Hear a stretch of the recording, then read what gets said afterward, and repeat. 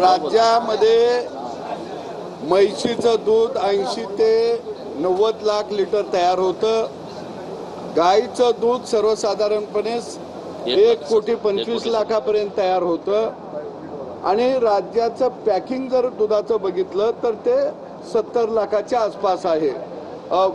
30 ते 40 लाख दूध हे बाय प्रोडक्टसाठी वापरलं जातं। राहिलेलं दूध जवळजवळ 40 लाख लिटर हे दूध पावडरीसाठी जातं। काही बाहेरच्या राज्यातले सुद्धा ब्रँड आपल्या राज्यामध्ये येत आहेत, परंतु एका बाजूला शेतकऱ्याला दुधाचा धंदा परवडत नाही। याचं कारण की भेसळीचं दूध मोठ्या प्रमाणामध्ये स्वस्त दरामध्ये बाजारामध्ये विक्रेत्यांच्याकडे येत असतं। त्यांना मोठ्या प्रमाणामध्ये भेसळीच्या दुधावरती कमिशन मिळत असतं आणि एका बाजूला शेतकऱ्यालाही लुटायचा, ग्राहकालाही लुटायचा आणि आमच्या आरोग्याशी खेळायचं, असं या दूध माफियांचं या राज्यामध्ये चाललेलं आहे। आणि म्हणून अशा दूध माफियांना कडक शिक्षा झाली पाहिजे।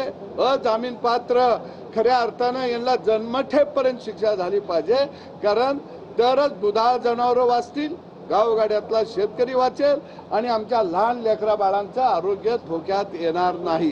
पण सदाभाऊ, तुम्ही स्वतः सत्तेतले आमदार आहात दोघेही आणि मुख्यमंत्री तुमच्याच पक्षाचे आहेत। प्रश्न प्रमुख हाच आहे की अशा प्रकारे जे दूध भेसळ होते त्यामुळे भेसळीच्या कायद्यामध्ये बदल करावा का, मनुष्यवध करावा का, ही मागणी तुम्ही मुख्यमंत्र्यांकडे करणार? 100% भेसळीचा कायदा कडक केला पाहिजे। भेसळ होता कामा नये। तिकडं तपासणी करणारे जे फूड ड्रगचे जे लोक आहेत त्याची संख्या वाढवली पाहिजे। ही मागणी आम्ही दोघं लावून धरू, कारण आम्ही गावगाड्यातली शेतकऱ्याची पोरं आहोत।